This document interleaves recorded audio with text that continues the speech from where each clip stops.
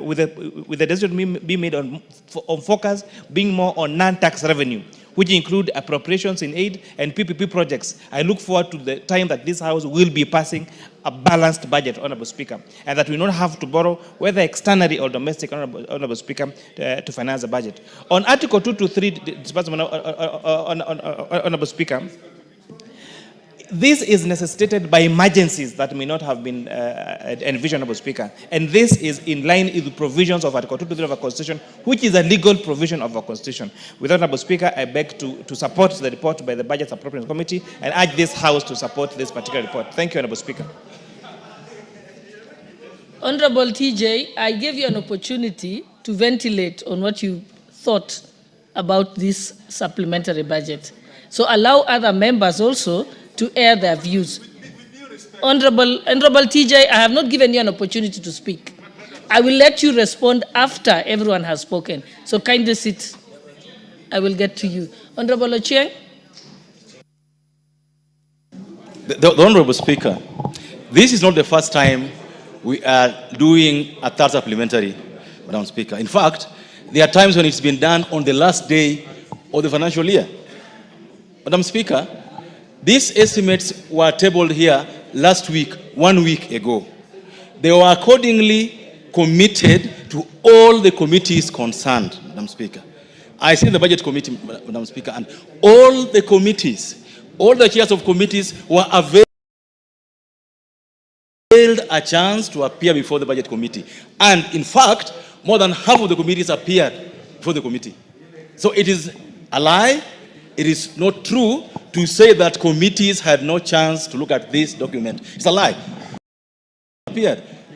And in fact, for those who didn't appear, it means that they were happy with the recommended cuts or increases as it were. So, Madam Speaker, I want to disagree with Honorable Kajiwang.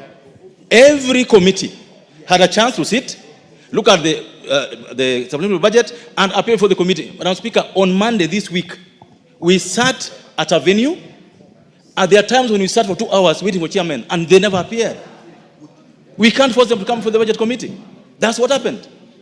Madam Speaker, in this House, and outside the committee, the chairman of Finance Committee appeared, chairman of Agriculture appeared, Education appeared, and those who didn't appear, Madam Speaker, and let no one lie to you, the committee that didn't appear sent the Committee of Budget letters telling us that we believe 1, 2, 3 should happen. So, in terms of participation, Madam Speaker, I want to assure you and confirm to you that every single committee participated in the process of the third supplementary. It's wrong to say they didn't. Madam Speaker, it is important to note that this is not the stage where we are going to start saying that there are sinister motives about a third supplementary. The Honorable Ondo knows that there are times when we have discussed a third supplementary on the 29th of June. Madam Speaker, if the country feels that the monies we put at a department that will not be spent, that should be moved. If there are monies that are lacking at a department that is crucial, like security, what do? Do we sit back and say that if we put it, Ondo will say that this is sinister?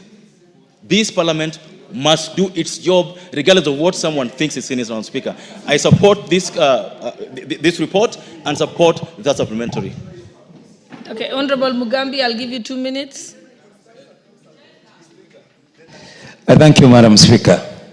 I was looking at the State Department of Housing and Public Works because I'm the Vice Chair, and I was looking at the estimate and what has come up. I think one of the greatest problems that we have, particularly State Department of Public Works, is that they have been stifled right from the beginning. In all the supplementary budget, there's nothing positive that has come in the State Department of Public Works. 2 minutes. And when I see this now towards the tailhead, it's something that is really discouraging. Madam Speaker, let's not forget that the CDF money was removed. So if really we continue with this, and I'm not saying that because there's nothing much we can do, but let it be on record that we cannot wait until, without scrutinizing what is being presented to the House. That's my concern, Madam Speaker. The State Department of Public Works, and I repeat, has been stifled and continue to be stifled. Somebody needs to be sensitive to that state department. So whatever the budget committee is doing and the treasury, they must be sensitive, because at the end, we are going to close some departments. I thank you, Madam Speaker. Thank you. Honorable Member for Laikipia, Honorable Jen Kagiri.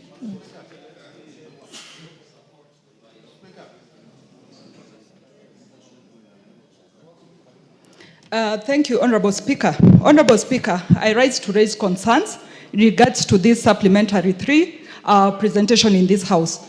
Honorable Speaker, I sit in the Budget Committee, and I'm well aware that the Social Protection Chairperson submitted to our Budget Committee a request for reinstatement of 500 million that was deducted from GAF in supplementary 2. Honorable Speaker, why this was not honored leaves me wondering. Honorable Speaker, the National Government Affirmative Action Fund serves the vulnerable. That is our women, our widows, our PWDs, our needy students. And Honorable Speaker, when we don't make it a priority to service the National Government Affirmative Action Fund, I wonder if it is our people we are trying to stifle and weaken where they are. Secondly, Honorable Speaker, we have a challenge with the money for sanitary towels. Honorable Speaker, just to educate this House in biology, every month, monthly periods are come to our students who are girls in schools. Honorable Speaker, it is 1 year later, we are still seeking for money for sanitary towels for our students. Honorable Speaker, I think it's a dishonor. I believe in this House, everybody is related or a relative to a young girl in this country, either as an uncle, a father, a brother, or even a grandfather, Honorable Speaker. Let us be sensitive to the needs of our girls. We owe them their money, and this money is a priority, and it's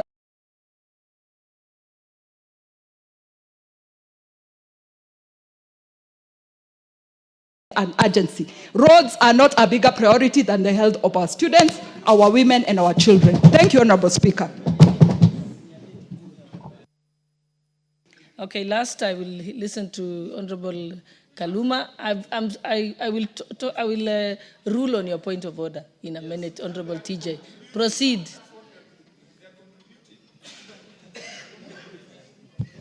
Yeah, Honorable Chair, the response to the matter raised by Honorable Kajwang is in Standing Order 207 of the National Assembly Standing Orders. This Standing Order provision, Honorable Speaker and members, establishes the Budget and Appropriations Committee, designates its mandate, and sets out the procedure by which it proceeds when executing its mandate. Honorable Speaker, in Standing Order 207, Sub-Regulation 3, it says the functions of the committee shall be, I'll pass A, at B, is to discuss and review the estimates and make recommendations to the House. At D, to examine bills related to the national budget, including appropriations bill, and of course there are other mandates spelled out there. Honorable Speaker, where Honorable Kajwang is concerned is at subsection 6. And what it says, honorable members, is that the committee shall invite chairpersons. The committee shall invite chairpersons of all departmental committees to make presentations during the consideration of the budget. And so it is not denied before us that the Budget and Appropriations Committee invited all chairpersons of departmental committees. Honorable Speaker, if the chairpersons, upon invitation, went before the Budget and Appropriations Committee without remitting the matter initially to their departmental committees for deliberation, that is a failure of the chairpersons and a matter for the chairpersons in terms of how they relate with their committees and committee members.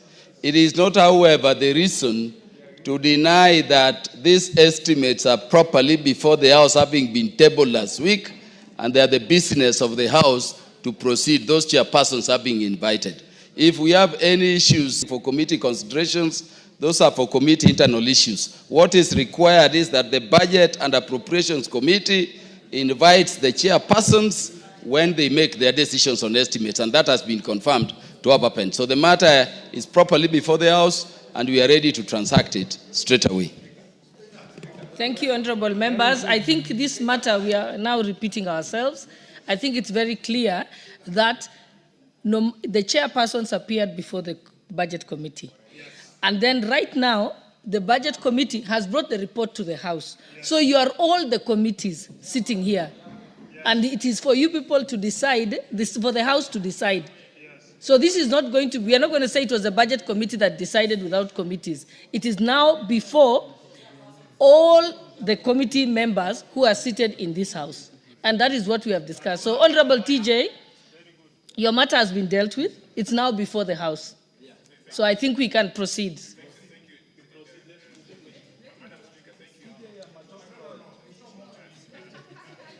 Honorable TJ, what more can you say, really? If it had not come before the House now, then we could have had an issue. But it's now before the House. Okay. Madam Speaker, I want to appreciate you, the expert from Homa Bay. I think he touched on all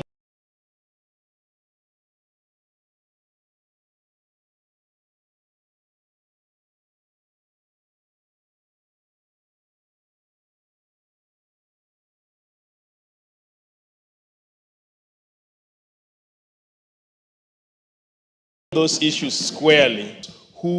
No, I think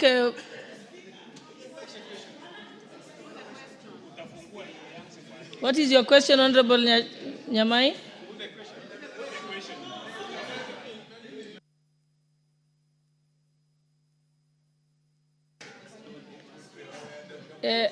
Okay, I want to call the mover to reply, but I'll allow Honorable Donya to speak.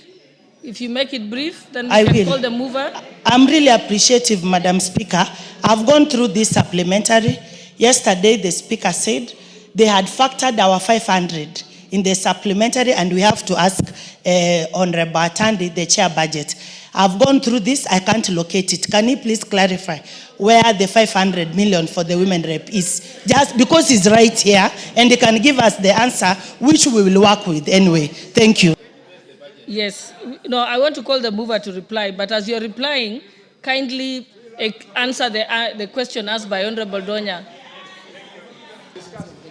Honorable Speaker, I thank you for the opportunity to reply, and also to appreciate the members who have raised various concerns, and also to thank the members who have also been able to respond to the concerns that were raised by Honorable TJ Kajwang. Honorable Speaker, as a matter of fact, please keep quiet. Honorable Speaker, as a matter of fact, the committee of the House is the budget-making committee. And therefore, all members of this House, you have the opportunity to make the budget as we talk. Actually, from now, we are going to move to the appropriations bill. And when you go to appropriations bill, let members bring the amendments. The question raised by the Honorable Donya, GAF is not factored in, as I told you yesterday. So what I would like you to do, please, I would like to allow you to move an amendment on this report so that you can introduce the GAF allocation. You cannot move an amendment. You can move with the permission of the chair. You can move the permission of the chair. Honorable Speaker, let me say, Honorable Speaker, that there are some members who have raised concerns about the cuts, especially touching on the housing. Honorable Speaker, some of the cuts touching on the housing are programs that have not been tendered, and therefore the amounts cannot be passed here. If the projects have not even taken off, then there's no reason why we should allow those amounts to stay in the books. Honorable Speaker, on the last issue, Honorable Speaker, on the last issue of committee chair,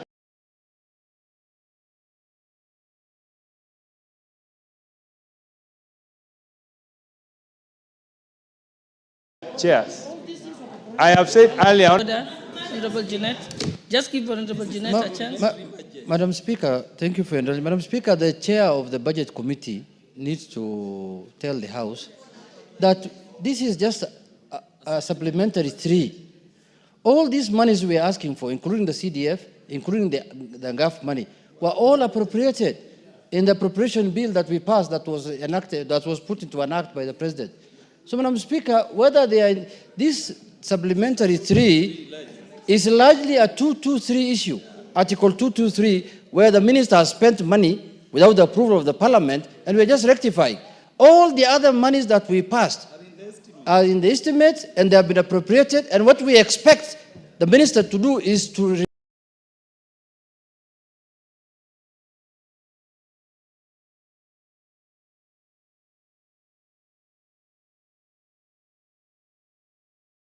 release exchequer. That is all. There is no means the money is in. 2 minutes, Honorable Atandi, then we can Honorable put Speaker, the question. Honorable Speaker, with those many remarks, I would like to reply. Thank you. Honorable members, I now put the question that this House adopts the report of the Budget and Appropriations Committee on its consideration of the third supplementary estimates for the financial year 2024-2025 laid on the table of this House on Tuesday, 24th June 2025, and pursuant to the provisions of Article 223 of the Constitution and Section 39 of the Public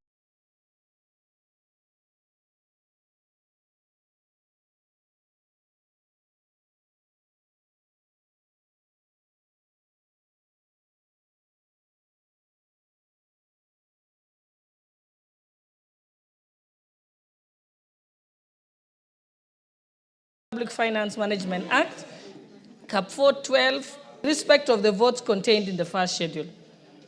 2, approves the decrease of the total expenditure for the financial year 2024-2025 by Kenya shillings 3,378,082,314 in respect of the votes contained in the first schedule. 3, approves an overall increase in the total budget for the financial year 2024-2025 by Kenya shillings 35,736,909,26 in respect of the votes contained in the second schedule. 4, makes financial recommendations as contained in the third schedule. And 5, approves the expenditures under Article 223 of the Constitution as contained in the fourth schedule. And 6, resolves that the first schedule forms the basis for the consideration of the supplementary appropriations number 2 bill of 2025. Will as many as of that opinion say aye? Aye. Will as many as of the contrary opinion say nay? The ayes have it.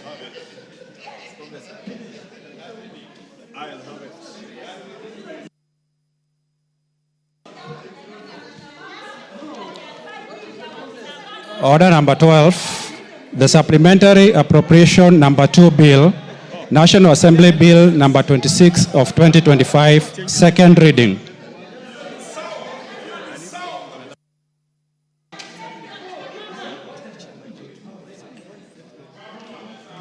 Chairperson Budget, where is he? He's disappeared. Honorable Atandi. Yes. Honorable Speaker, there's a lot of noise in the chambers. Honorable members, kindly resume your seats. Honorable Tongay, you've been responded to, because it is what Honorable Junet said is the correct position. It is going to be in the main budget. Honorable Atandi, proceed. Honorable Speaker, I would like to move that the supplementary appropriations 3.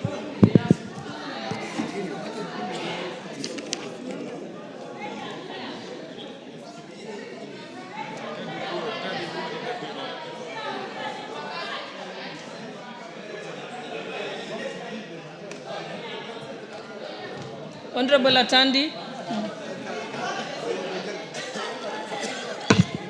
Thank you, Honorable Speaker. Honorable Speaker, I would like to move that the supplementary appropriations bill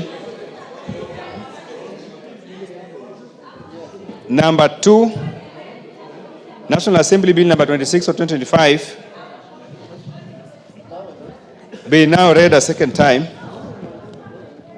Honorable Speaker, this is the same bill which we have just passed. And therefore, I really do not want to belabor much.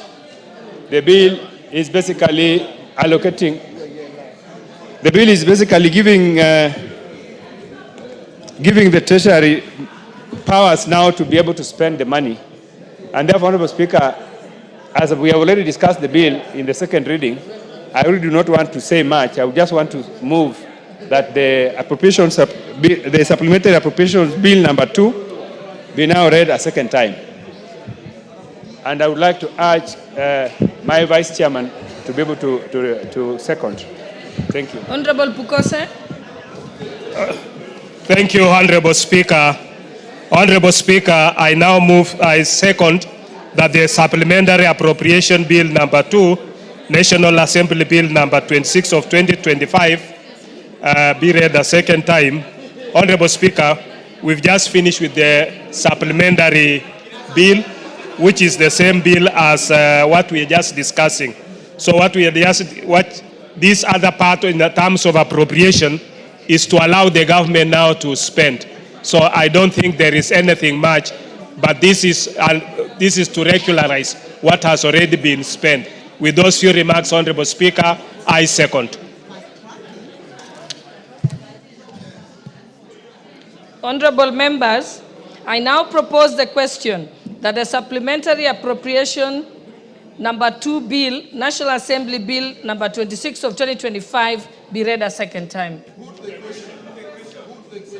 Honorable members, I now put the question that the supplementary appropriation number 2 bill of the National Assembly Bill number 26 of 2025 be read a second time. Will as many as of that opinion say aye? Aye. Will as many as of the contrary opinion say nay? The ayes have it. A bill for an act of parliament to authorize the issue of certain sums of money out of the consolidated fund and the applications toward the service of the year ending 30th June 2025 and to appropriate those sums for certain public services and purposes. Order number 13, Committee of the Whole House.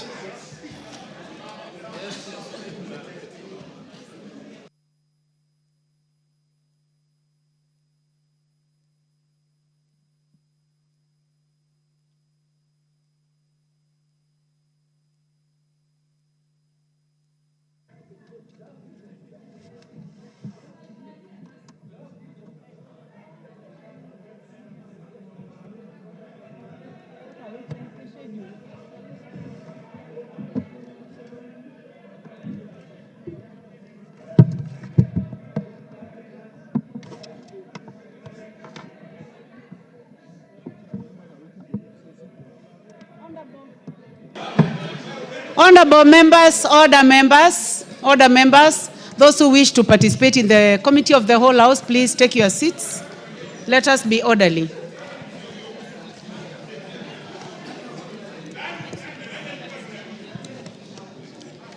Order members. Members, we are in the Committee of the Whole House. The supplementary appropriation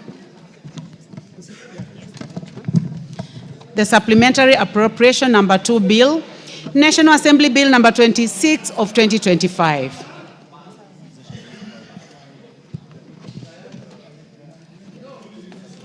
Clause 3. Honorable members, I propose the question that clause 3 be part of the bill. There be no amendment. I don't put the question that clause 3 be part of the bill. Will as many as have that opinion say aye? Aye. Will as many as have a contrary opinion say nay? The ayes have it. Clause 4. I propose the question that clause 4 be part of the bill. There be no amendment. I put the question that clause 4 be part of the bill. Will as many as have that opinion say aye? Aye. Will as many as have a contrary opinion say nay? Ayes have it. Clause 5. I propose the question that clause 5 be part of the bill, Chair. There is an amendment. Chairman Budget, Honorable Atandi, please proceed. Honorable Chair, I move that the bill be amended. The bill be amended by deleting clause 5 and substituting therefore with the following new clause: the supply granted for the services of the year ending 30th June 2025 in votes of R10. Order, members. R1014. Order, majority leader. R1015. Majority leader. R1064. Very kindly, those who are seated. R1072. Order, Chair. Order, Chair. Chair, 1 minute. I think since there is an amendment in this, it is better if the Chair is heard in silence. So I request those who are consulting around the majority leader, please do it in lower tones. You may consult with the majority leader, especially the our women representatives. Okay. So now, honorable members, I would like to protect the majority leader. What is out of order, Honorable Kaluma? Thing is out of order. Honorable Chair, majority leader is the majority leader of the House. And we are transacting the most fundamental role of the National Assembly under Article 95. Honorable Chair, we cannot do that when the majority leader is under siege. Amelaliwa. Order, Kaluma. Order, Honorable Kaluma. Honorable members, well, this is my direction. I am a member of this House, and I have an idea as to why the women reps are consulting with the majority leader. So then, they may consult in lower tones. Proceed, Chair Budget. Honorable Chair, I would like to move that the bill be amended by deleting clause 5 and substituting therefore the following new clause: the supply granted for the services of the year ending on 20th June 2025 in respect of the votes. Honorable Chair, the votes are listed here. There are very many. And in accordance with the Appropriation Act 2024, the amounts reduced specified in the third column of the second schedule. So if you look at the third column schedule, the amounts, the changes are listed. Are you able to summarize? I've already summarized. Yeah, there are many. So there are many? Yes, I will summarize. So thank you, Chair. Honorable members, I propose the question that clause 5 be amended as proposed by the Chair. I heard the voice of the majority leader.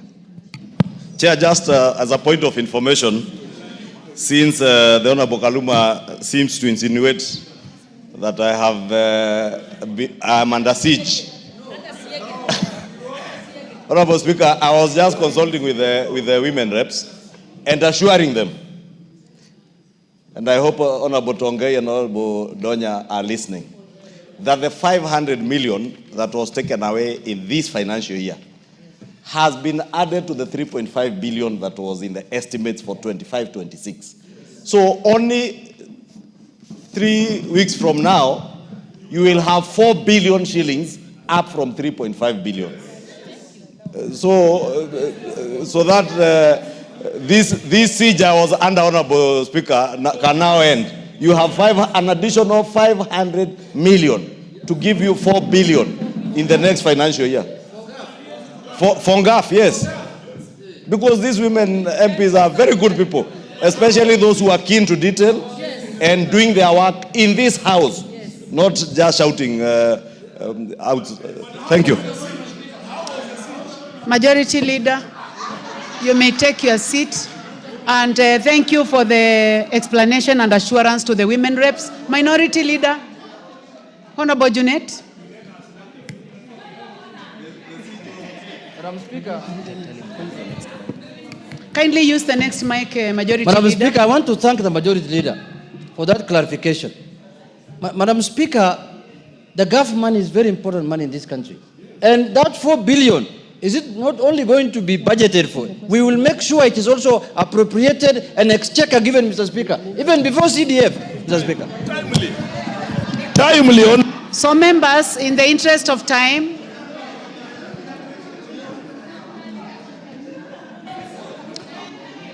Member for Seme, the Chair Health.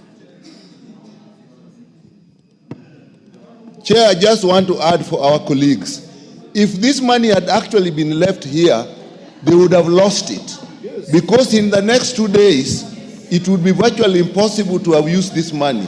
The fact that this money has now been moved to the next financial year, we have actually saved the money for our colleagues. So I think that is what the point I wanted to clarify. Thank you, Chair. Thank you, honorable members, for your comments. Honorable members, I now put the question that clause 5 be amended as proposed by the chair. Will as many as of that opinion say aye? Will as many as of our contrary opinion say nay? The ayes have it. I now put the question that clause 5 as amended be part of the bill. Will as many as of that opinion say aye? Will as many as of our contrary opinion say nay? The ayes have it. First schedule. I propose the question that the first schedule be the first schedule of the bill. There is an amendment, Chairman. Honorable Atandi. Honorable Chair, I move that the first schedule to the bill be deleted and replaced with the new schedule which is attached in the supplementary order paper. Thank you. Thank you, Chair. I propose the question that the first schedule be amended as proposed by the chair. I put the question that the first schedule. You would like to make a comment on about Dr. Makali Mulu? Yes, you may. You have the mic, Honorable Dr. Makali Mulu. You know, Madam Chair, we are talking about figures. I'm sure we have not amended the whole schedule. Why can't we be told what has been changed and what is it for? Because we are discussing the budget, we are not discussing general things. You know, Madam Chair, we are taking this process so casually as a house. I don't know why we want to do this. Why don't we just be told what has been changed? Because we can't have changed the whole schedule. Honorable Dr. Makali, since you are a member of budget committee, I thought you would also expound. Okay. What is out of order, minority leader? Speaker. Honorable Junet Mohammed. Madam Speaker, as the minority side, just wait, as the minority side, sorry, that is out, is not answered. Madam Speaker, as the minority side, we have given Dr. Makali the privilege and the honor to represent us in the budget committee. And it is him who should tell us what contains this report. He's behaving like a layman here, asking for details in front of the public, in front of the House. If he was sleeping in the sessions of the budget, then let him give way to somebody else who can understand budget making. Mr. Speaker, Madam Speaker. Chair, I put the question. Yes, Honorable Makali Mulu, I give you a chance to respond. Yes. I can also give you an opportunity to expound on what, you know, Madam Chair, what is in this schedule. Madam Chair, with all due respect, and I think members should listen to me. Order, Honorable Kaluma. With all due respect. Let the member for Kitui Central be heard in silence. Madam Chair, with all due respect. Let him be heard. Kaluma, you cannot gang me. Kaluma, I've been elected by the Kitui Central people here. Honorable CNN. Honorable Charles Nguna, please take your seat. Honorable Kaluma. You can go to her. You know, Madam Chair, what I'm saying is this. He is on a point of order, let him speak. Kaluma, you're not sitting on the speaker's chair, and I have the mic. Honorable Kaluma. Normally you are a very orderly member, Honorable Kaluma. And I want to tell Honorable Kaluma, Makali Mulu is not the kind of people you can intimidate. Makali Mulu now. I cannot be debated by anybody in this house. With all due respect to my minority leader, in quotes, he knows very well that I cannot be a lay person in budget making in this country. And this is what I was saying, Honorable Speaker. The earlier debate which Honorable Kajwang raised, the issue of when this budget was presented and discussed, I can tell you for sure, I'm a member of the budget committee, but communication to our committee came on Thursday, late in the night, when we were proceeding Friday, Saturday to our own things. So I did not even sit for this session. And it's not a mistake that I didn't sit. But what I'm saying is, Honorable Chair, is we are in a committee of the whole House, Honorable Chair. Thank you. Honorable Dr. Makali, you have made your point. Even if I sat there, you have made your point. Chair. Honorable Junet Mohammed. Honorable Speaker. Kaluma, you know very well that when you are on your feet and Honorable Junet Mohammed is on his feet, in terms of order of precedence, he is the one to speak. Please proceed. Madam Speaker, the supplementary estimates were tabled in this House in good time. And members had enough time to scrutinize it, and the committee had enough time, Madam Speaker, under the able chairmanship of Honorable Atandi. If Honorable Makali was busy coordinating and supervising other functions, like what is happening today in the country, then that is up to him. I know our colleagues in Wiper were busy organizing. That one is a different matter. I'll only, Honorable Kaluma, after that, I will give the chair a chance, and you will summarize. Chair, my only point is to say that the matter being raised by Honorable Makali Mulu was raised by Honorable Kajwang, and there was a substantive ruling on it. We are now contributing clause by clause based on information we have as members. And this thing has left the committee. My point of order is that we should not be taken back to what the Speaker substantively ruled on in committee. We should proceed to the subject matter under the Committee of the Whole House. Thank you very much, Honorable Kaluma. The chair, you will be the last on this one. Thank you, Madam Chair. Madam Chair, Dr. Honorable Makali. Chair, Honorable Yes. Chair, Honorable Chair, I'll give a chance first of all to the majority leader, then I'll come to you. Chair, I want to agree with the members who've spoken, especially what Honorable Kaluma and Junetta have said, because it is wrong for the Honorable Makali to insinuate that there was no time for consideration of these supplementary estimates. Because we were all seated here when these estimates were tabled here, and the chair stood in his place and gave a program of events on what would happen. The Honorable Makali Mulu is a member of the Budget and Appropriations Committee that considered these estimates. And therefore, to stand here in his place here and insinuate that there was no time for consideration when all the other 20 plus 26 members had time to sit and consider those estimates.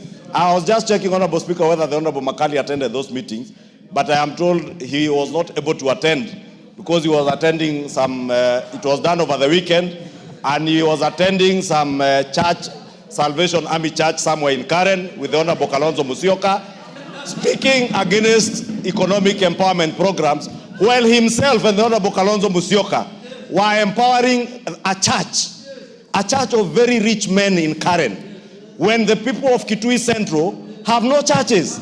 How I wish the Honorable Makali Mulu was using that time to empower churches in Kitui Central, not to empower rich men in Karen.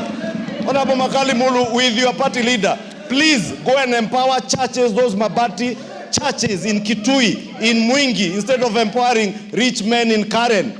Men who lives in houses worth 500 million shillings. How can you go empower such people in Karen when you are not empowering people in Kitui Central, Honorable Makali Mulu, honestly? And that is the time you would have used in committee. The committee sat on Friday, they sat on Saturday, they even sat on Sunday and Monday. And they missed your expertise, Honorable Makali. Please, next time, spend your time with the committee, not empowering rich men in Karen. Chair, you are the last on this one. Thank you, Madam Chair. Madam Chair, let me say that Dr. Makali is a competent member of Budget Committee. Unfortunately, he was not with us when we were processing the supplementary 3 estimates. But having said that, I want to explain the changes that we are making. Madam Chair, the first schedule contains votes that were presented to us by National Treasury. Madam Chair, after the bill was presented to us, we made changes. Some of the changes we made include inclusion of NGZDF, which was not in the original schedule. There are also some more changes that were introduced by National Treasury through a memo. That is why we are changing the entire schedule. Thank you, Madam Chair. Thank you very much, honorable members. I now put the question that the first schedule be amended as proposed by the chair. Will as many as have that opinion say aye? Aye. Will as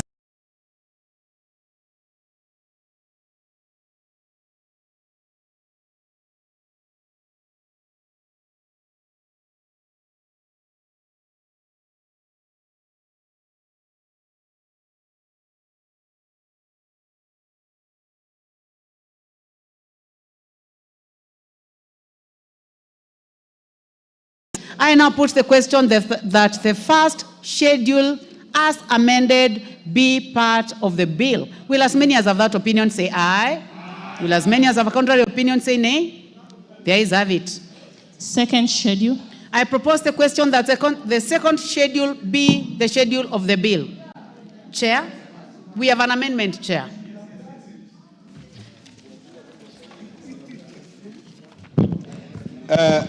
I would like to move that clause 2 of the bill be amended by deleting the words 49. Chair, we are on the second schedule. Oh, sorry. Sorry.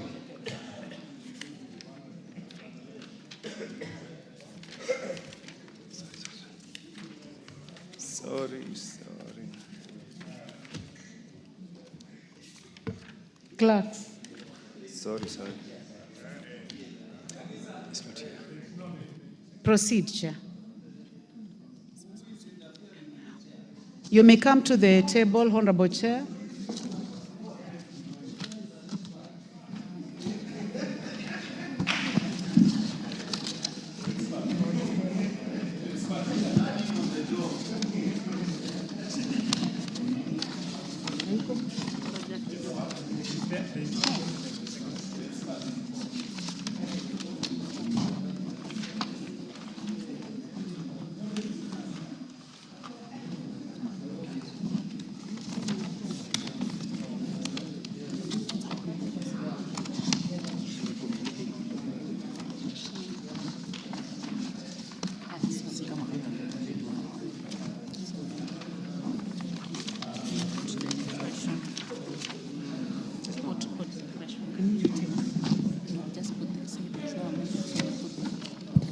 Honorable members, after consultation.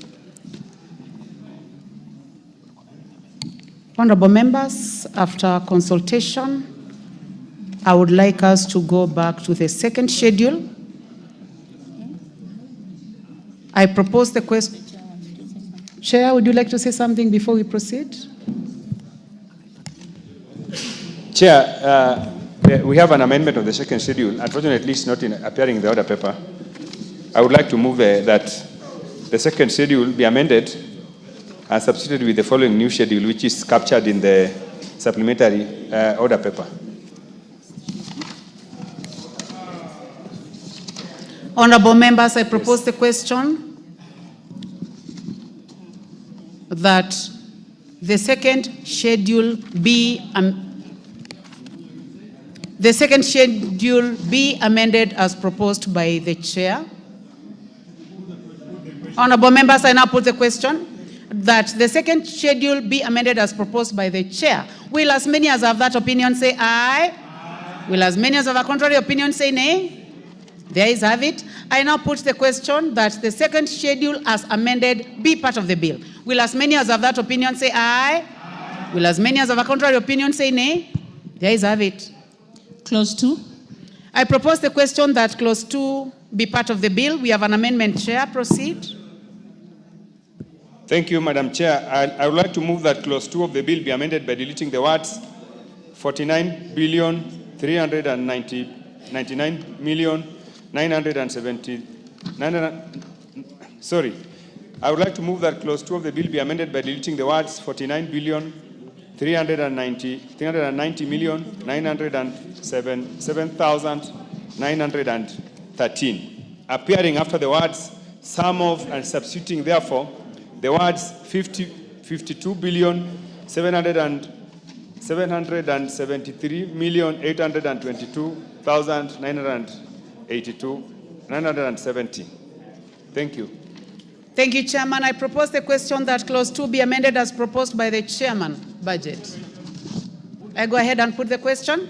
Honorable members, I now put the question that clause 2 be amended as proposed by the Chair. Will as many as have that opinion say aye? Will as many as have a contrary opinion say nay? There is have it. I now put the question that clause 2 as amended be part of the bill. Will as many as have that opinion say aye? Will as many as have a contrary opinion say nay? There is have it. Title. I propose the question that the title be the title of the bill. There be no amendment. I put the question that the title be the title of the bill. Will as many as have that opinion say aye? Will as many as have... of a contrary opinion say nay. The ayes have it. Clause 1. I propose the question that clause 1 be part of the bill. No amendment, so I put the question that clause 1 be part of the bill. Will as many as have that opinion say aye? Aye. Will as many as have a contrary opinion say nay? The ayes have it.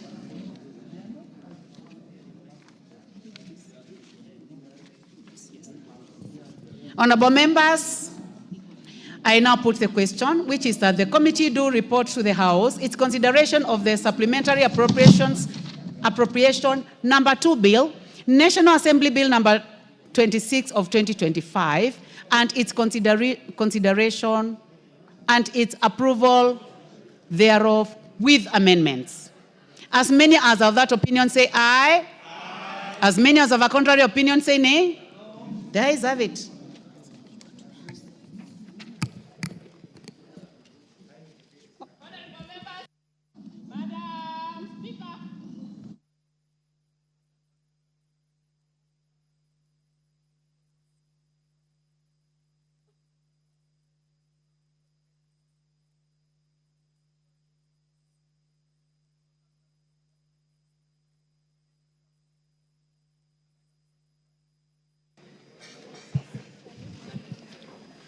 Madam Chairperson, you may move. Thank you, Honorable Speaker.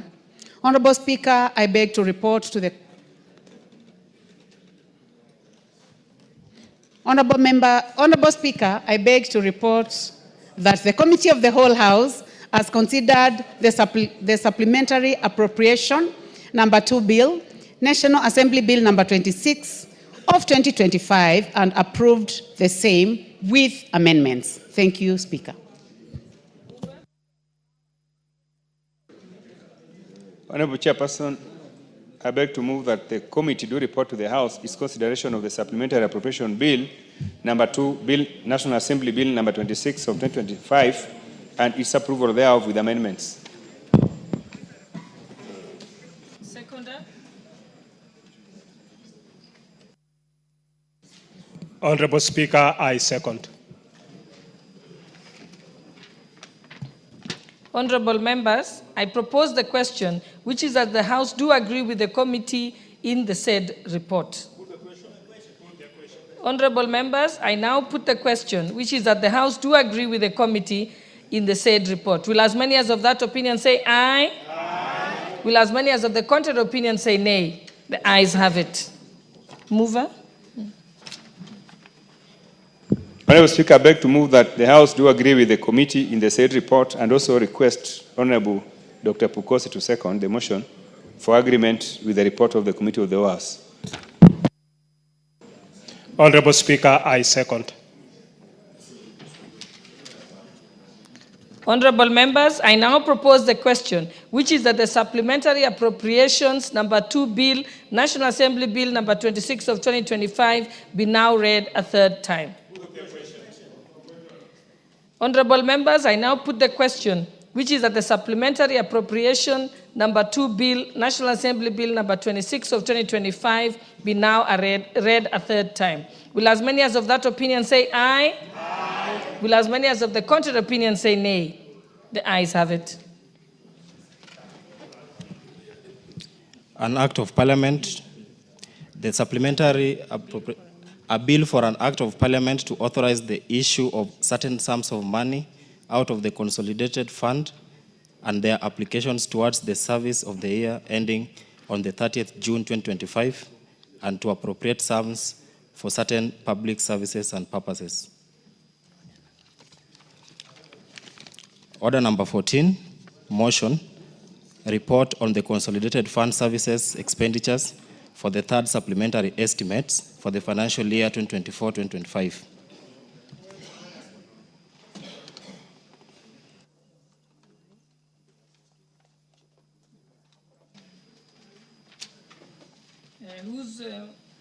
Who's moving on behalf of the Chairperson, Public Debt and Privatization Committee? Okay, one moment. What's your point of order? There was a point of order on this side. Yes, Honorable Awunda. Speaker, I was just wondering, with the indulgence, if you could have dispensed of order order number 7 on the order paper because we skipped it in view of the urgency and importance of the Supplementary Appropriation Bill 3. It's just wondering, Speaker, with your indulgence, because I'm sure there isn't many questions or requests. Just asking for your indulgence, Honorable Speaker. Okay, now that I've read order number 14 out, allow us to just dispense with order number 14, then we'll rearrange the order paper to accommodate statements and questions. Thank you.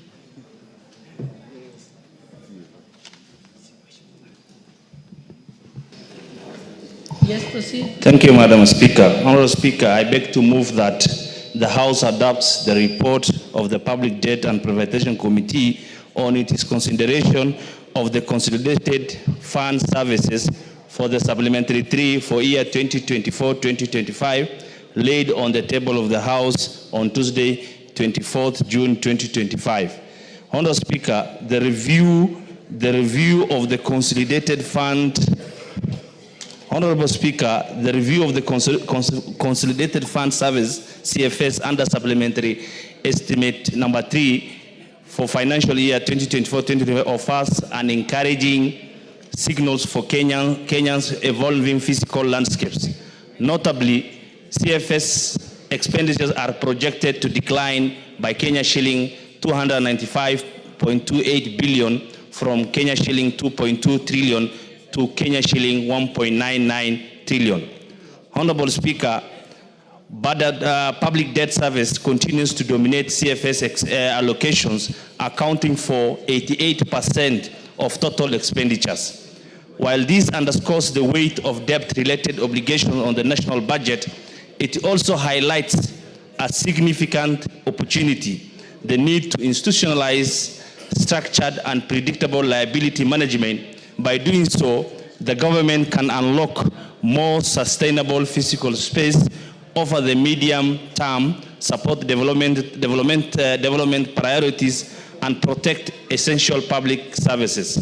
Honorable Speaker, major changes under the consolidated fund services include, under domestic debt redemption payments, a reduction by Kenya shilling 186.5 billion from Kenya shilling 569.9 billion to Kenya shilling 385.4 billion, primarily on account to reduction of Kenya shilling 184.2 billion in the provision made to cover any shortfall in the redemption of treasury bills from Kenya shilling 200 billion to Kenya shilling 15.89 billion.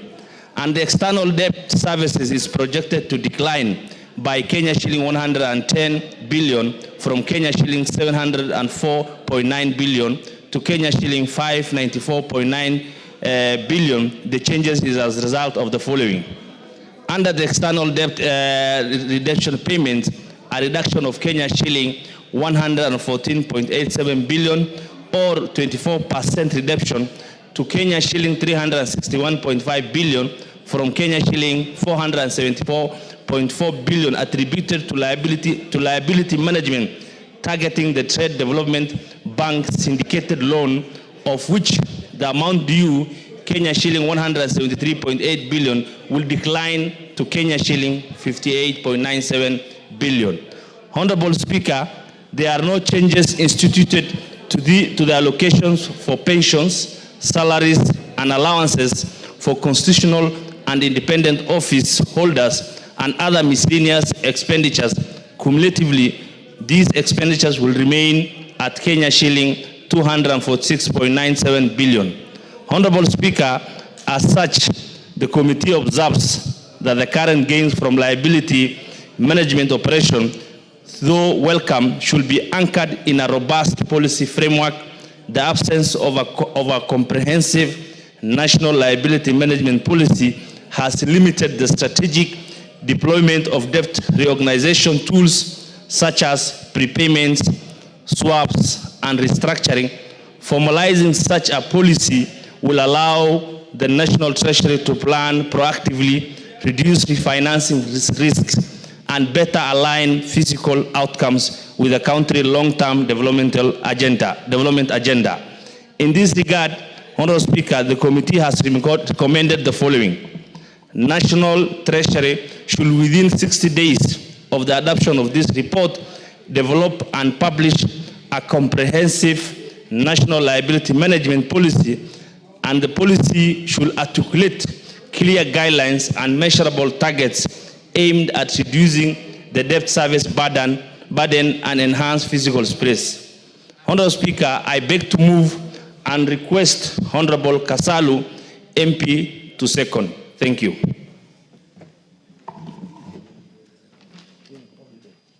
Honorable Kasalu, go ahead. Honorable Speaker, I second.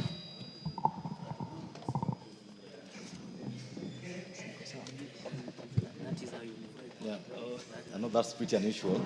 Oh, members, I propose the question that this House adopts the report of the Public Debt and Privatization Committee on its consideration of the Consolidated Fund Services for the Supplementary Estimates 3 with the financial year 2024-2025, aired on the table of the House on Tuesday, 24th June 2025.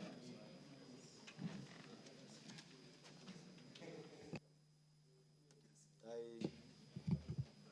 request those who want to contribute on this to press the intervention button. I can see the Honorable Ikiara Dorothy, you on this? The Honorable Adan. So let's have the Honorable James Mikal.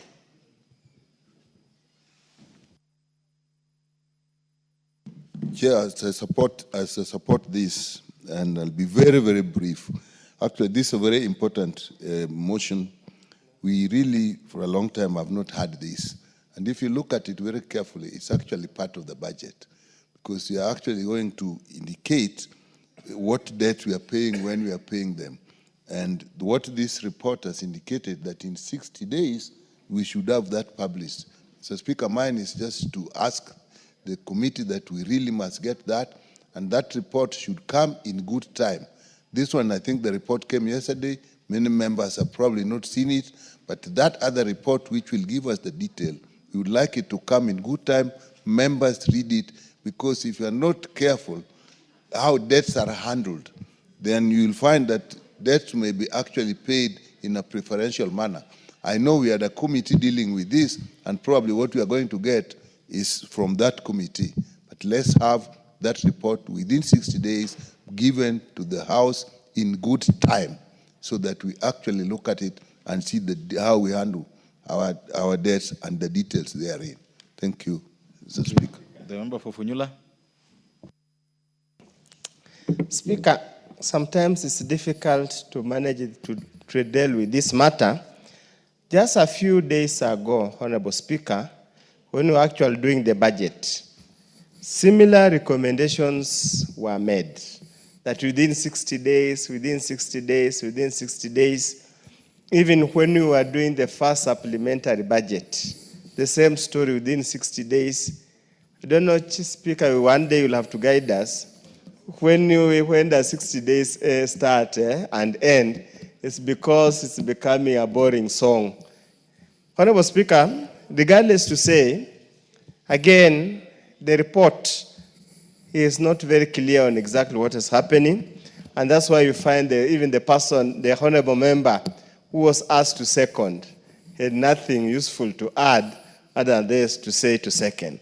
But again, a fundamental issue, Honorable Speaker, the timing of these supplementary bills, whether it's under Article 223 or whichever Article 114, is indeed a very suspicious timing. I know it is important the accountants will tell you to clean up the books at the end of the financial year, but there are always restatements that can happen after the financial year. Just fundamentally, if, Honorable Speaker, you are appropriated 1 billion now, how do you absorb that 1 billion from now to Monday? How? I mean, there's something wrong somewhere, Honorable Speaker, which I really don't understand. If it was a recurrent expenditure, we can argue that there is, for example, on the consolidated fund, there's a loan that we had forgotten to repay that is due on Friday. That somebody would understand. And then how a treasury can forget the maturity of a loan, again, that's very baffling. So again, about the recurrent expenditure for salaries for constitutional office holders, everybody would have imagined their salaries are fixed. Their allowances and remuneration are fixed. So again, the issue of supplementary and the CFS sounds, and probably I might not be an expert in that matter, and probably if you give Dr. Makalu Mulu a chance to speak on this, he can educate us, the uneducated. Otherwise, I really have nothing useful to say or add, only just be left in wonderland. How can a CFS have a supplementary budget at the tail end? Thank you, Honorable Speaker. The Honorable Makali Mulu, Chair Finance, wait for a minute. Just here, Honorable Makali Mulu. Thank you so much, Honorable Speaker. Honorable Speaker, I can just explain some of which can happen to have a supplementary for the CFS expenditures. Honorable members, you know very well that most of our external debt is in foreign currency in terms of denomination.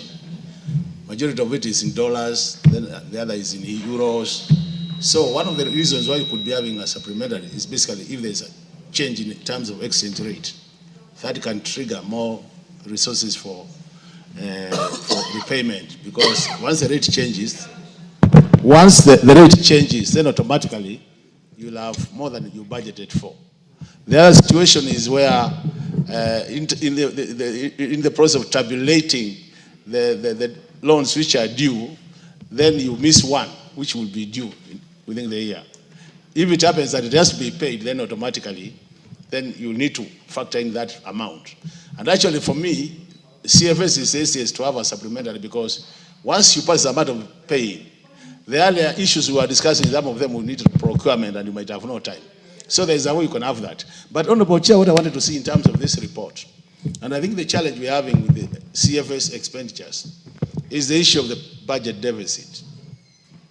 You know, any financial year, we do fix the budget deficit every financial year.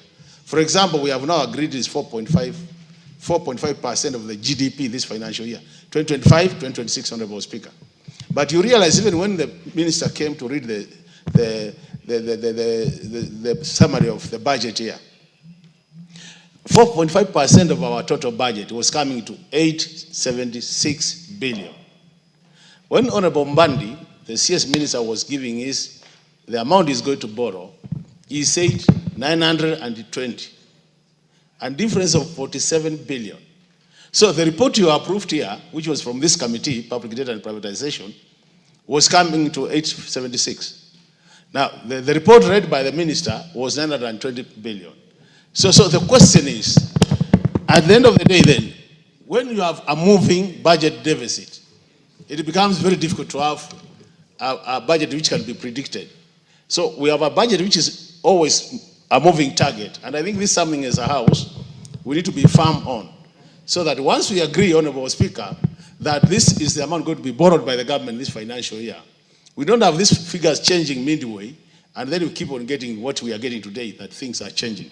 But all said and done, Honorable members, CFS expenditures are the highest expenditure item in our budget, because now we are about almost 2 trillion. And if you look at that, it leaves minimal fiscal space for another activity. So I think as a house, generally, we need to start thinking hard about what do we do with these CFS expenditures. And out of the CFS expenditure, the highest expenditure item is payment debt, public debt, in terms of interest repayment and the normal payment of the principal. So this is a matter we must take seriously so that we start helping the country move towards sorting out this matter. On the issue of timing, and I think that's the issue which was Honorable Oundo was raising. I think, Honorable Speaker, I've been listening since morning, and I listened to you, Honorable Speaker, when you made a contribution on the earlier motion. And one of the things we need to do as a house, Honorable Speaker, we should have no apologies to say that Treasury, they are not doing their work well. Because the reason we have this pressure, Honorable Speaker, is because Treasury is bringing these budgets too late in the day that they don't allow enough time for the House to process the budget. And I think as a House, this is a window we need to close and tell them that if you don't bring your supplementary budget a month to the end of the financial year, forget about it. In that case, then we'll be helping ourselves in terms of looking at the budget to details and seeing what is going to be paid. Item 223 has been controversial. Honorable Speaker, we joined this house together with you the same day. And we are bringing the budget committee with you for the longest time possible. Always we discuss article 223 with you. And you know the loopholes in that article in terms of the way Treasury has been using. How I wish, Honorable Speaker, that we created more time to look at some of these proposed expenditures under 223. Because these are some of the easier ways being used by some of the technocrats to misapply public resources. And I really think as a house, this matter, we must discuss it and take a firm position. I remember at one point, Honorable Mbandi, when it was where we are seated, he was saying the same story as I'm saying, that we need to really raid Treasury on this Article 223 so that we get it properly utilized. Otherwise, this becomes a talking show, Honorable Speaker, and I've said many times, it's unfortunate. We want to make the 13th Parliament a talking show matters budget. It is very serious. Let's take this matter seriously. But all said and done, I think we need to support this report so that whatever payments need to be done for CFS expenditures can be done before that is June. I submit, Honorable Speaker. Thank you. For Kibra.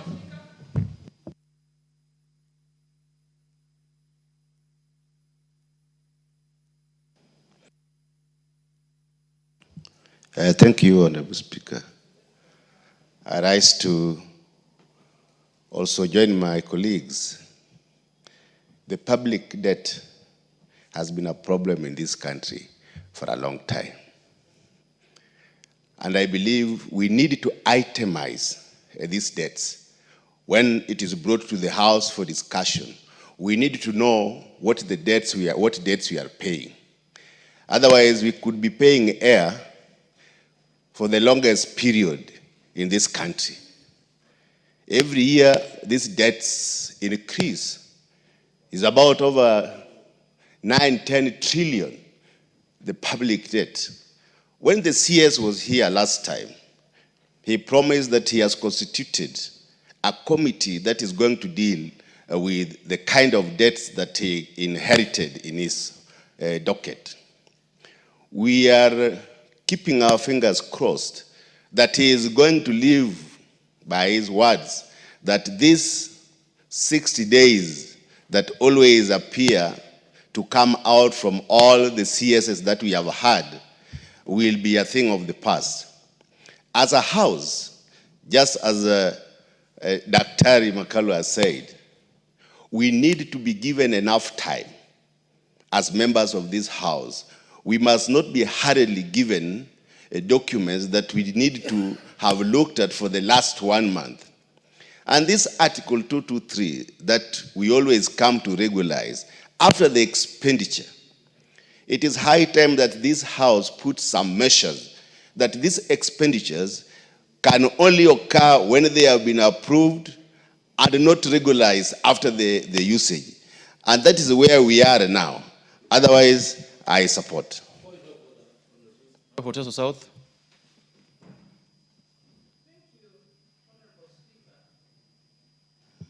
Thank you, Honorable Speaker. Honorable Speaker, also arise to support the report. But as we support the report, Honorable Speaker, I want to make some observations. That as a house or as a country, I think we can do better than this. We are having too many supplementary budgets, and as we know that supplementary budgets should just be for essential adjustments to address unexpected expenditure. But when we look at what we have just prosecuted, some of the expenditures we are adjusting were known, were not unexpected. Reductions in NGCDF, for example, that is something that should not have happened, and in GAF. Shortages, money is reduced from the various MDS, like education, capitation, university funding. These are known expenditures that should have been provided for, that we should not be adjusting under supplementary. So, Honorable Speaker, even when you look at reductions on capital expenditure due to inability to collect, We should just make sure that MDAs are being realistic in their projections and making realistic projections to avoid unnecessary adjustments. Because this is affecting negatively on implementation, on MDAs. There's no certainty. We cannot keep on doing so many supplementary budgets. I think going forward, we should learn from this one and improve so that we can be able to give Kenyans services so that certain functions already budgeted for are not affected. Case in point, Honorable Speaker, we know that many constituencies across the country did not even get their electricity allocations because of the various adjustments in the last financial year.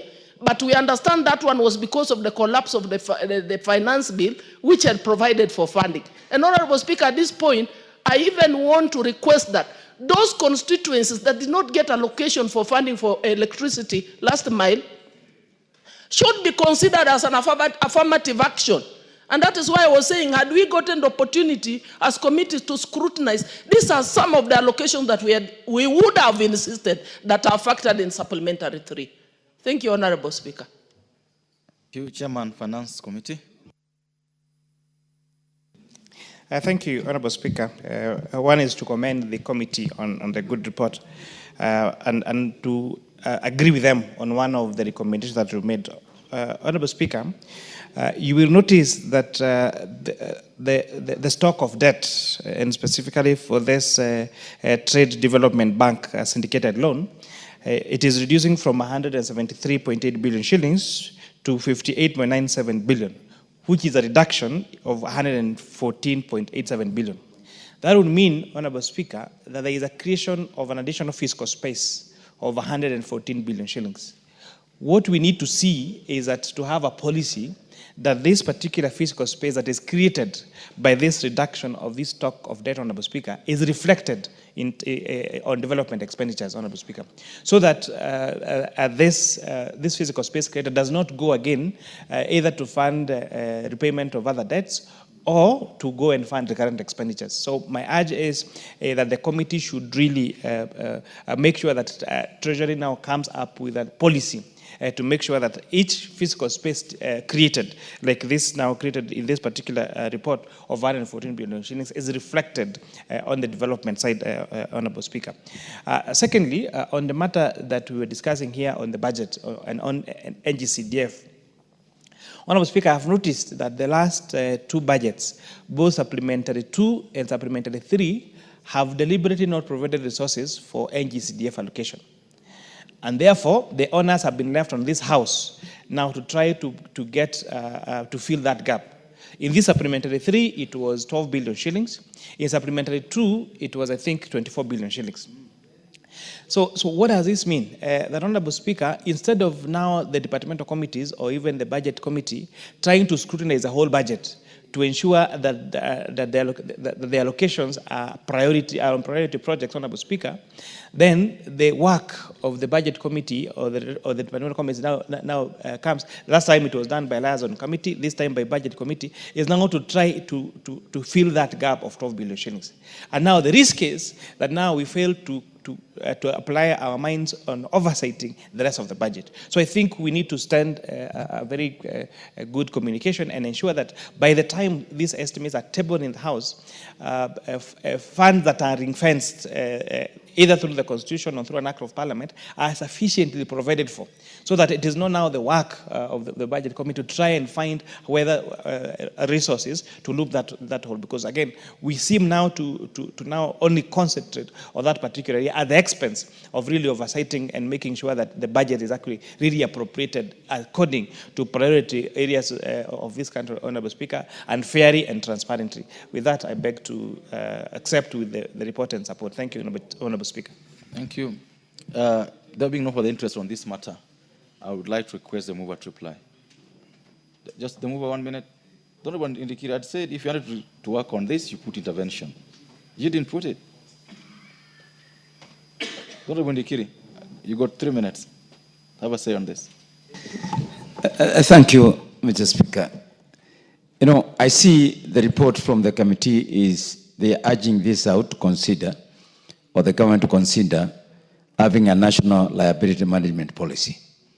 I think this is very key because the national liability management policy will address the usage, the costs, the sustainability of the debts that we have.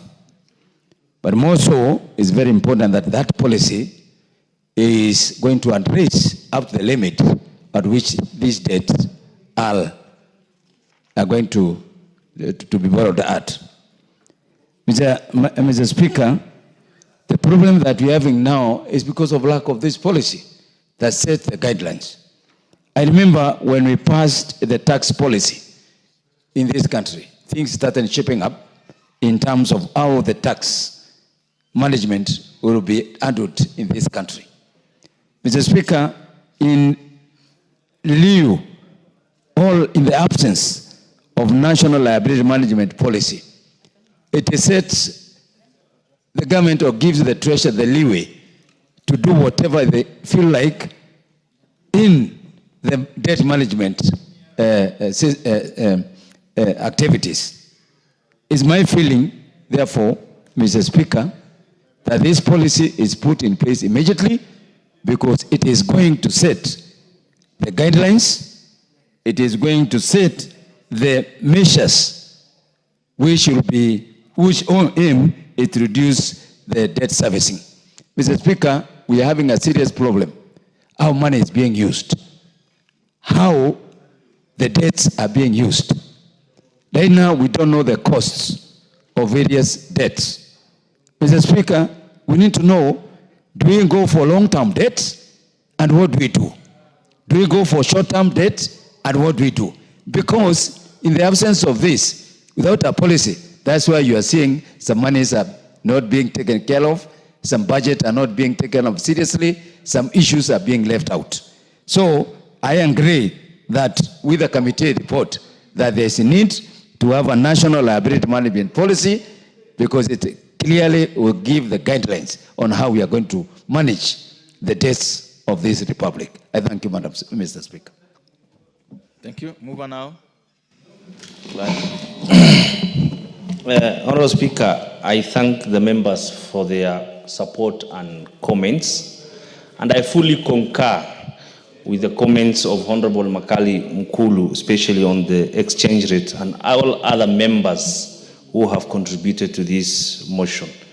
The committee will continue to work hard to ensure that this House is well informed on the changes on the consolidated fund services and sustainability of these mandatory expenditures that affect other critical budget expenditures.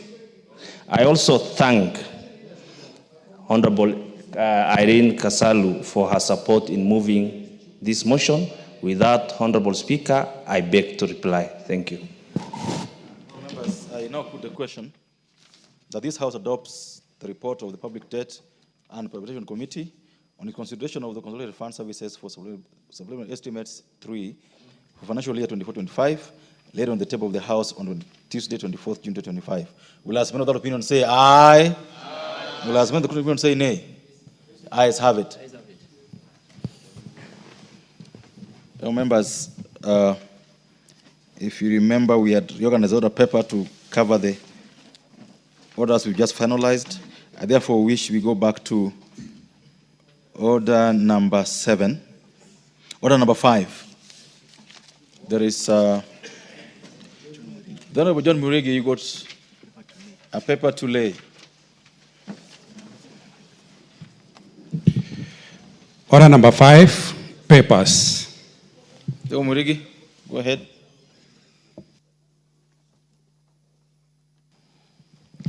Thank you, Speaker.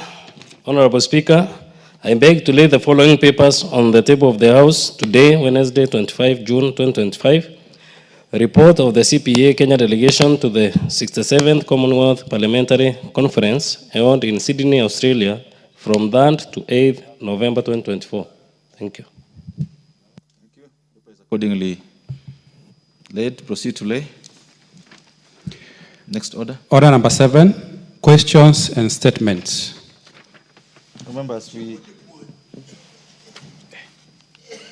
Honorable Kajuang, you have got a question. The Honorable Wundo, you're the first question on the other paper. Statement.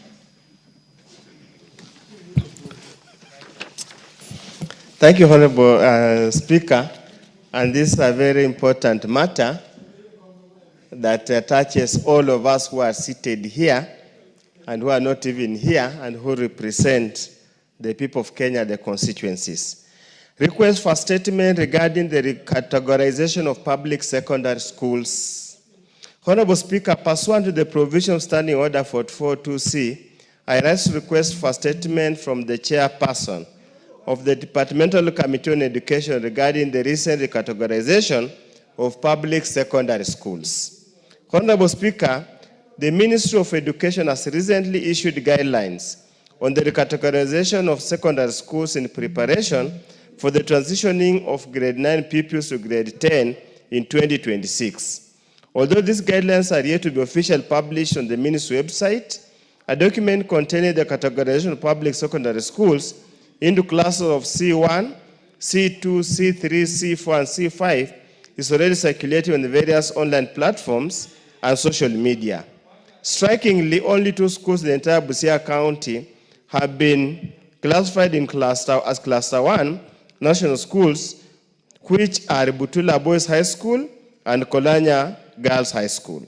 Notably, no school in Funyula constituency has been elevated to national school status, despite the elevation of several schools within the county and across the country. Among those elevated in Busia County are Nambale Boys High School and St. Stephen's Luanya Girls High School. Honorable Speaker, it is concerning that 2 prominent schools in Funyula constituency, namely Sigalame High School and St. Cecilia Nagina Girls High School, have not been considered for the elevation of the status of a national school, Cluster C1. Sigalame High School, founded in 1965, currently has an enrollment of 1,062 learners and has in the past 3 years maintained an average mean score of 6.9. St. Cecilia Nagina Girls High School, founded in 1966, has a student population of 1,419 and has also in the past 3 years maintained an average mean score of 6.8 in KCSE. In addition, Sigalame High School and Cecilia Nagina Girls have recorded mean score of 7.26 and 7.031, respectively in 2024 KCSE, ranking 5th and 7th in Busia County. Honorable Speaker, it's against this background that I request for a statement from the chairperson, the Departmental Committee on Education on the following. 1, a report on the criteria that was used by the Ministry of Education to categorize public secondary schools in cluster C1, C2, C3, C4, and C5. 2, clarification whether the Ministry of Education may consider elevating Sigalame High School and Cecilia Nagina Girls High School to cluster C1, taking into account their long-standing history and consistent improvement in academic performance. And number 3, an indication as to whether the ministry may consider elevating other schools in Busia County to cluster 3, such as Samia Girls Secondary School, Nyakwaka Girls Secondary School, St. Peter's Busibi Girls Secondary School, and St. Aquinas Nandrema Boys Secondary School, given their role in providing boarding facility for vulnerable girls and a safe environment for boys facing social and family challenges. I thank you, Honorable Speaker. I can't see any member of... the Honorable Rero, you're from Education Committee. How long will this take then to be processed through the committee? The Honorable Gisario. Chair, 1 week after we resume from recess, we should be able to have an answer to that. Okay, this should be in 2 weeks? Or 3? Okay, 1 week after recess. So that should put us, I'm trying to get the calendar. That should put us when? 29th of July? Okay, so this should be responded on 29th July. And you are free to appear before the committee and have this processed before it's brought back to the House. Honorable Speaker, that's very good ruling, and I wish you could come much earlier. No, we already made a decision. Yeah, considering. So just put the perspective, so he can understand the essence, the urgency of the matter. Currently, the grade 9. No order. Order, Honorable Wundo. Sit down. You had a chance to do your statement and allowed you without any single interruption. So we've made an order that the response to your statement will be brought back here on the 29th. Meanwhile, you are free to appear before the committee to converse this and any other matter you want to converse on the floor, because even if you give more information now, it won't help the House. So appear before the House, the committee concerned, but at any rate, the report will be brought back to us on the 29th of July. And this report, remember, must cover the whole country, not just Busia only. Thank you. The next one is the Honorable Irene Kasalu. Doctor.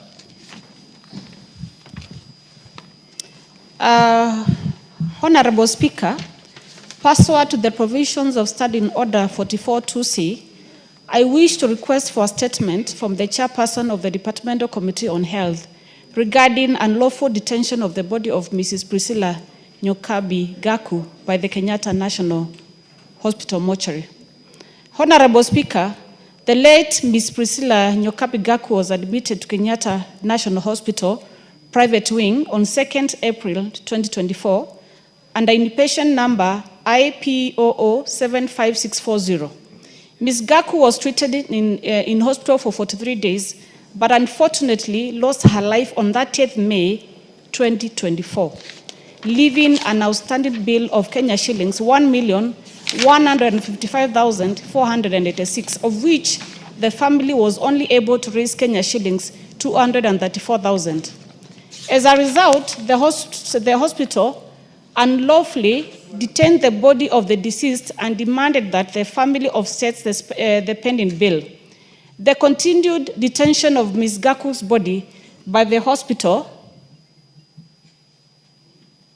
has subjected the family of the deceased to inhumane torture. Honorable Speaker, it is against this background that I request for a statement from the chairperson of the Departmental Committee on Health on the following. Number 1, reasons for the detention of the body of the late Mrs. Priscilla Nyokabi Gaku by the Kenyatta National Hospital from the 30th May 2024 to date. Number 2, steps being taken to ensure that the family of the deceased is able to collect and bury their loved one without any further delay. And number 3, measures being taken to curb detention of patients and bodies by hospitals due to pending bills, which continue to accumulate during the period of such detention. I thank you, Honorable Speaker. Thank you, the Honorable Chair, Health.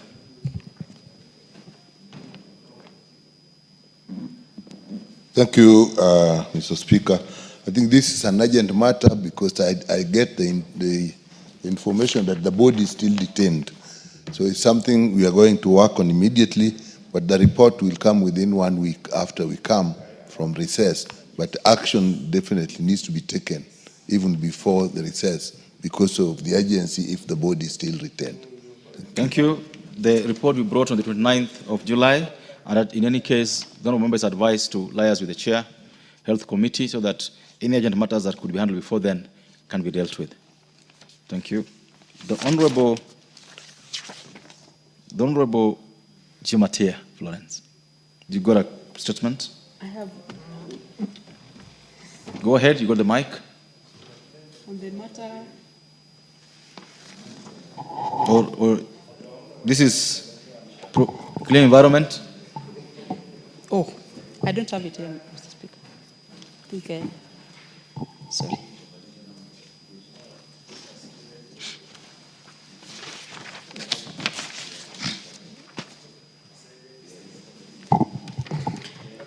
Mr. Speaker, first one to the provision of Standing Orders 44-2C, I wish to request for a statement from the chairperson of the Select Committee on implementation regarding the status of implementation of resolution of National Assembly regarding initiative to promote clean environment. Honorable Speaker, by a resolution passed on on Thursday, 21st April 2016, in the 11th Parliament, the House approved a motion sponsored by then member of Emuhaya constituency, Honorable Dr. Wilbur Chichilo, MP, resolving that the government declares on one Thursday of each month to be dedicated by every Kenyan household, organized groups, public and private institutions, and corporate organizations to cleaning and beautifying the immediate environment and public places, and also initiate a proactive program in all schools to inculcate the culture of keeping our environment clean and healthy. The intent behind this policy was to foster environmental responsibility, reduce pollution, and promote sustainable waste management practices as anchored in Article 69 and 70 of the Constitution. Honorable Speaker, Standing Order 2092A empowers the Committee on Implementation to scrutinize resolutions of the House and examine whether or not such decision and undertakings have been implemented and were implemented, the extent to which they have been implemented, and whether the implementation has taken place within the minimum time necessary. It is therefore imperative that the House be appraised of the progress made by the Ministry of Environment and Climate Change in the development and implementation of this initiative. Honorable Speaker, it is against this background that I seek a statement from the chairperson of the Select Committee of Implementation to provide a comprehensive report on the progress made in implementing the initiative to promote clean environment as passed by the National Assembly on Thursday, 21st April 2016. Thank you, Honorable Speaker. Thank you. Your member of Implementation Committee in the House today. This case is referred to the Committee on Implementation to give us a report on 29th of July. We come back from recess. Next order. Order number 15, motion, implementation of the universal health coverage and of a policy on a mandatory use of public health care facilities by public officers. Is anyone supposed to check in the House? So the motion is deferred. Next order. Order number 16, motion, formulation of a land use policy of zoning of land for agriculture and built development. The House, so the matter is again hereby deferred. Order number 17, motion, formulation of a reward scheme for accomplishments by sports persons in international competitions. Charles Ngosia. The motion is accordingly deferred for non-attendance of the sponsor. Next order. Order number 18, motion, allocation of HELB funds to support students enrolled at the Kenya Medical Training College.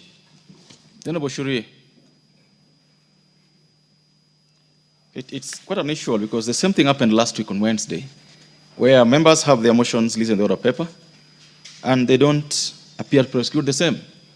And when the majority side decides to try to get that time to use, a lot of complaints arise. So I've advised the Speaker that the motions for last week and this week be dropped permanently from the order paper. This motion 18 is also accordingly dropped for non-attendance of the sponsor. Next order. Order number 19, the Parliamentary Powers and Privileges Amendment Bill, Senate Bill number 37 of 2023, second reading. I thought I saw Honorable Jack Omboka today in the House. So that bill is also deferred. up to the next time it's read the order paper. Order number 20, the Breastfeeding Mothers Bill, National Assembly Bill number 8 of 2024, second reading. Yeah, this will also be deferred, and this is the second time we'll be deferring it for an attendance of the sponsor. The House should note the same. Next order. Order number 21, the County Government's Amendment Bill, Senate Bill number 25 of 2023, second reading. So members, this bill was also deferred last week for further consultations, and yeah, it will be dropped, and the Speaker and the House business will deal with it accordingly. Next order. Order number 22, the Salaries and Remuneration Commission Amendment Bill, National Assembly Bill number 21 of 2024, second reading. I can't see the Honorable Dean Barasa in the House, and the bill is also hereby deferred for an attendance of the sponsor of the same.